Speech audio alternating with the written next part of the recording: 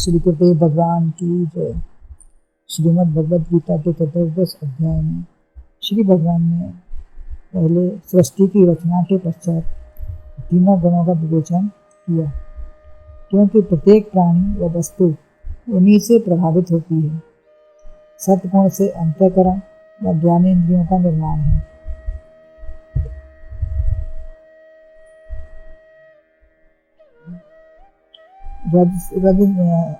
रजोगुण से कर्मेंद्रिय व प्राण और तमोगुण से शरीर व विषयों की उत्पत्ति होती है। तो इसी के आधार पर 7वां श्लोक है, रजो रागात्मकं विद्धि तृष्णा संग समुद्भवम् तन्निबध्नाति कौन्तेय कर्म संगेन देहिनम्। जानो रजोगुण राग में उत्पन्न तृष्णा संग से यह बांध लेता जीव को कौन्तेय कर्म प्रसंग से। इसका अन्वय है, कौन्तेय रागात्मकं रजः तृष्णा संग समुद्भवम् बुद्धि तद्देहिनं कर्म संगेन निबध्नाति। हे अर्जुन, राग रूप रजोगुण को कामना और आसक्ति से उत्पन्न जान। वह इस जीवात्मा को कर्मों के और उनके फल के संबंध से बांधता है। रजोगुण का स्वभाव बता रहे हैं।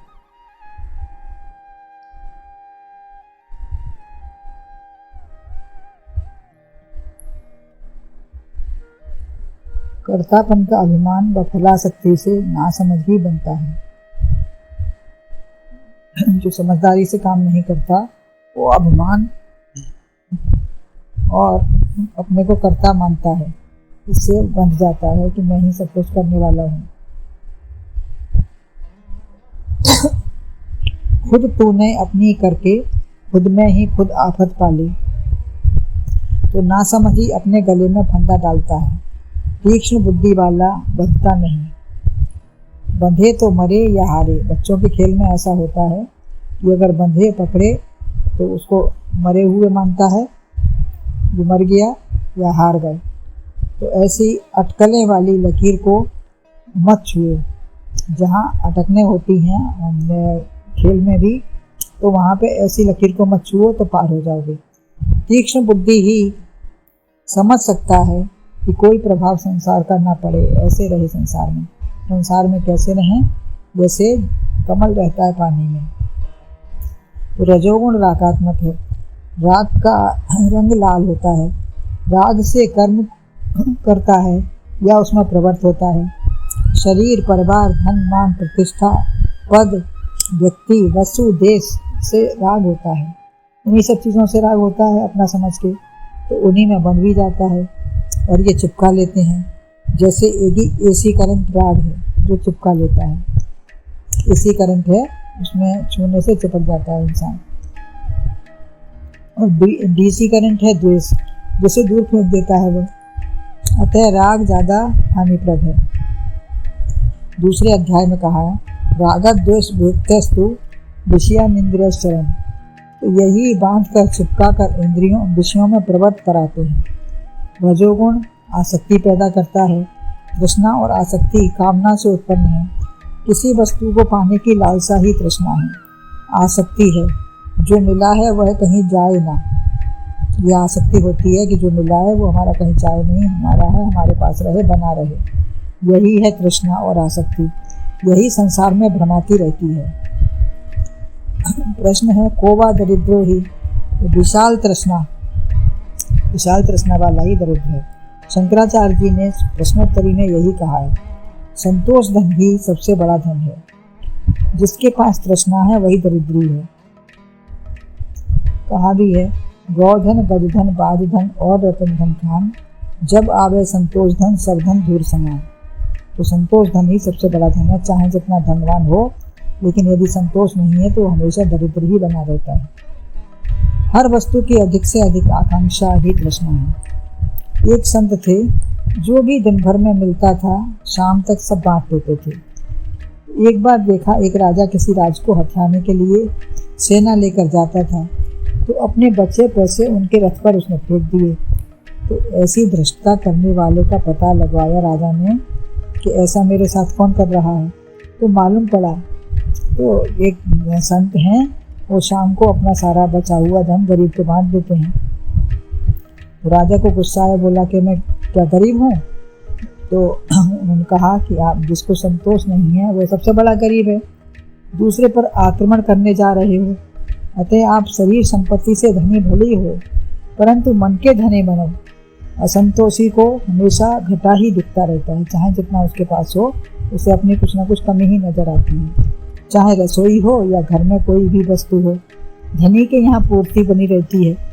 मन के धनी यानी उदार बनो, उसके धन वस्तु भोजन की कमी नहीं रहती। जो उदार होता है उसके पास कोई कमी नहीं होती, हर तरीके से पूरा हो जाता है। दरिद्री का है कि वो न खाएगा न खिलाएगा, अतः तृष्णा मत रखो।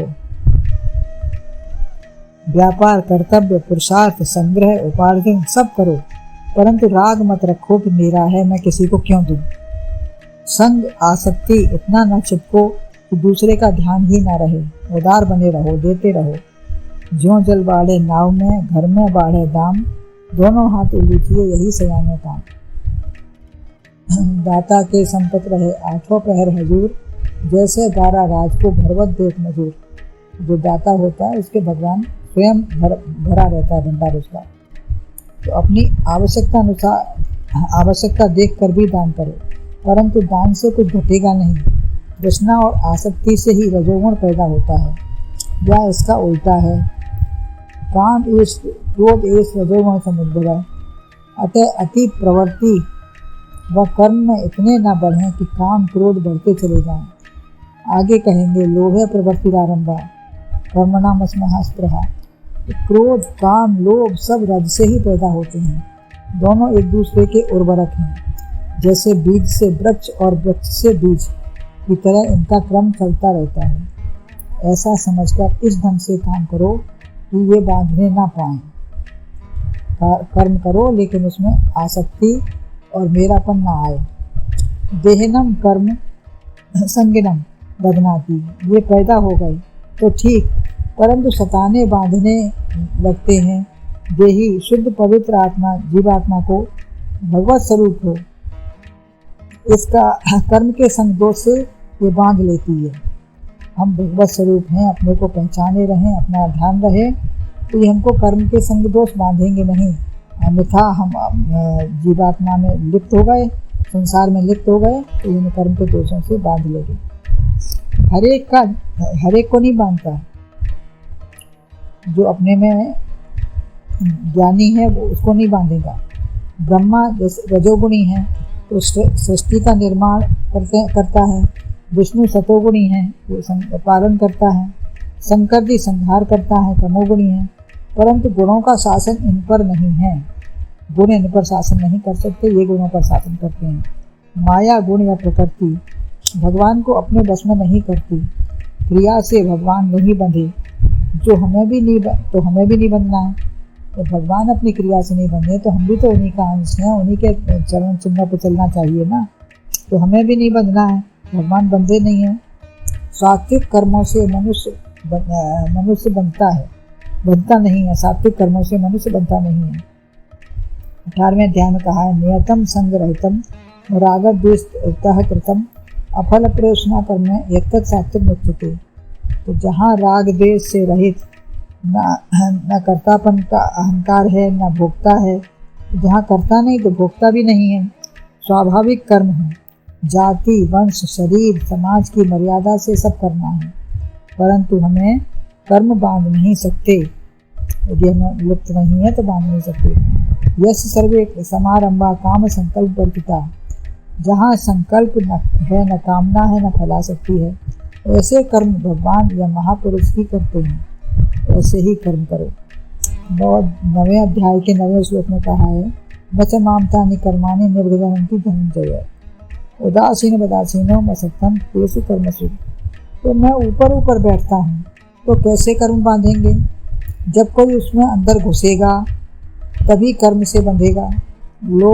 लोभ काम से मोह में पड़ गया तो बंधता ही चला जाएगा।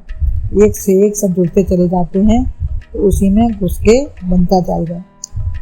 गुरु कृपा, सत्संग, सद्विचार से बंधन खुलेंगे।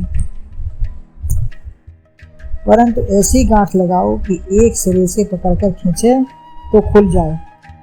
गांठ ऐसी हो तो सिरे से पकड़कर खींचे तो खुल जाए, ऐसे नहीं कि डबल गांठ हो गई वो खुलेगी ही नहीं।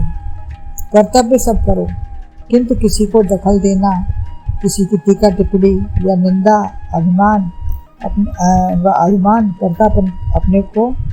कर्तापन का अभिमान न आए और दूसरे की टीका टिप्पणी में न लगे, निंदा चुगली न करें। फिर कहीं भी रहो, घर समाज व्यवहार कुछ भी करो, बधोगे नहीं।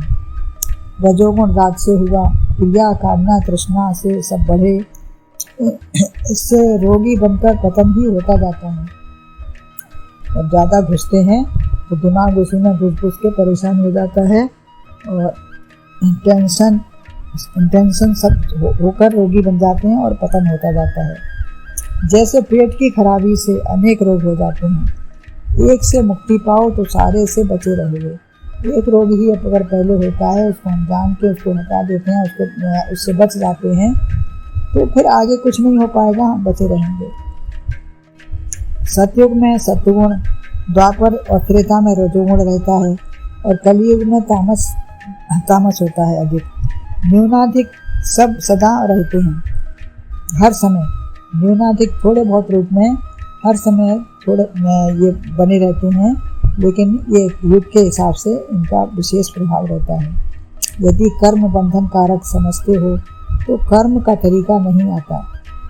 दान प्रणाम से दीनता या आगे कुछ मिलने से बधोगे नहीं। दान करेंगे, प्रणाम से दीनता रहेगी, अपने को छोटा समझेंगे या आगे कुछ मिलने से बंधेंगे नहीं उसमें। कर्तव्य कर्म से स्वतः सब होगा। अगर हम अपना कर्तव्य निभाते रहेंगे तो स्वतः हमको सब अपने आप मिलता रहेगा जो हमारा होना चाहिए। महापुरुष के आगे स्वाभाविक झुकोगे, महापुरुष के आगे झुकना चाहिए, इसलिए झुकेंगे ही। जड़ तो हो नहीं, कोई दीन जोगी भूखा है तो उसे देना ही चाहिए, यही सब कर्तव्य का काम है, कर्तव्य करना है। अहंकार से अपने को धनी या दूसरे को निर्धन मत मानो।